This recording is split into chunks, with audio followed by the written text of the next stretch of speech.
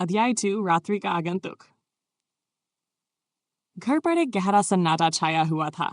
ऐसा सन्नाटा जो हर कोने में रेंग कर बैठ जाता है और दीवार घड़ी की टिक टिक भी तूफान सी प्रतीत होने लगती है। अब्राहम अपनी पढ़ाई की मेज पर बैठा था। टेबल लैंप की मध्यम रोशनी उसकी खुली किताबों पर परछाइयां बना रही थी। उसने थके हुए नेत्रों को मला। रात की नीरवता अब उसके मन पर बोझ बनकर उतर रही थी। देर रात की पढ़ाई अब केवल एक आदत बनकर रह गई थी, ध्यान भटकाने का बहाना, ज्ञान अर्जन का नहीं। उसे पता था कि वह आगे नहीं बढ़ रहा है, पर नींद के भीतर छुपी असफलता से टकराने से तो यही आसान था। उसकी उंगलियां यंत्रवत मेज पर थाप देने लगीं। एकमात्र आवाज जो उस सन्नाटे को चीर रही थी। उसने घड़ी की ओर देखा। रात के 3 बजे थे। घर के सब लोग गहरी नींद में थे और वह अकेला था, केवल अपने विचारों के साथ। तभी उस मृतप्राय रात की नीरवता में अब्राहम ने कुछ महसूस किया, जैसे कोई था। उसकी उंगलियां थम गई। हाथ ज्यों का त्यों हवा में ठहर गया।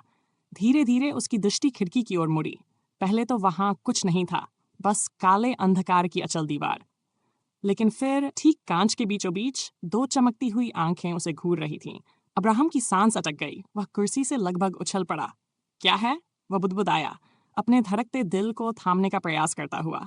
आंखें स्थिर थीं, एकटक, गहराई से उसे देखती हुई।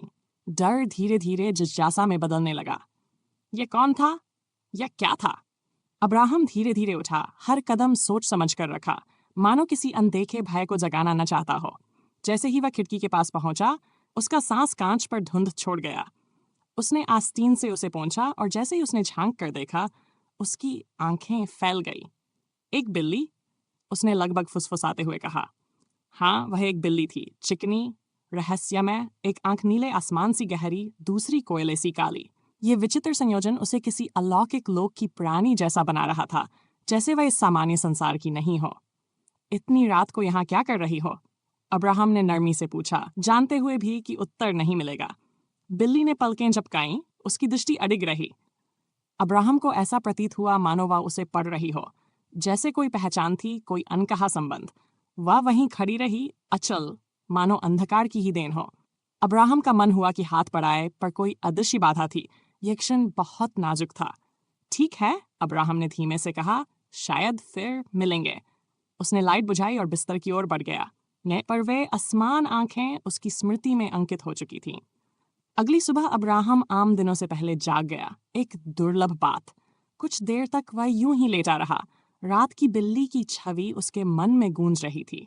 ये सपना लग रहा था, लेकिन बहुत सजीव। चेहरे पर हाथ फेरते हुए वह बड़बड़ाया, क्या वो सच थी?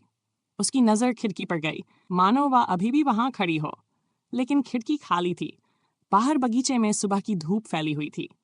अब्राहम उठ खड़ा हुआ, जल्दी से कपड़े पहने और बाहर की ओर चल पड़ा। बगीचे में कुछ आवारा बिल्लियां धूप सेंक रही थीं। वे तो हमेशा ही वहां होती थीं, पर आज अब्राहम की नजर उन्हें खोज रही थी, उसे खोज रही थी। वह रसोई की ओर गया, कुछ खाने का सामान उठाया और बाहर लौटा। उसका दिल तेजी से धड़क रहा था। देखते हैं, तुम आज भी हो या नहीं? वह बुदबुदाया और धीरे से जमीन पर खाना बिखेरने लगा। अधिकांश बिल्लियां तो उसके पास आते ही भाग गई, चंचल और डरपोक, पर एक नहीं भागी।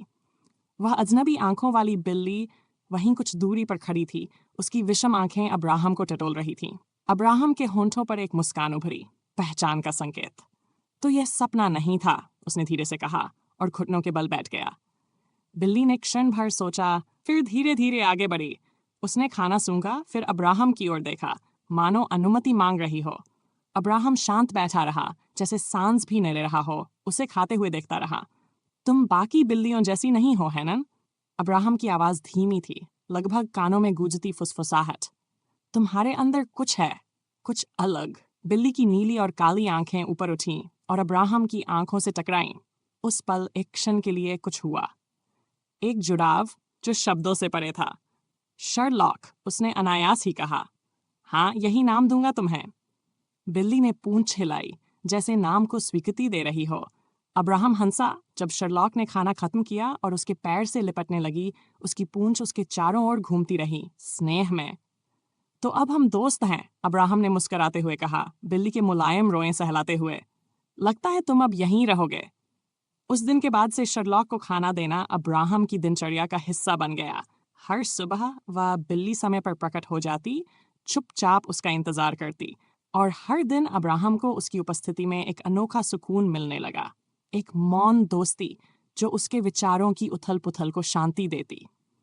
इस अनिश्चित समय में महामारी की उथल-पुथल और उसकी अपनी निजी उलझनों के बीच शर्लॉक उसके लिए शांति का स्रोत बन गया। वह रात्रि का आगंतुक, अब्राहम का साथी बन गया था, और शायद इस पूरे संसार में वही एक प्राणी था जो उसे सच में समझता था।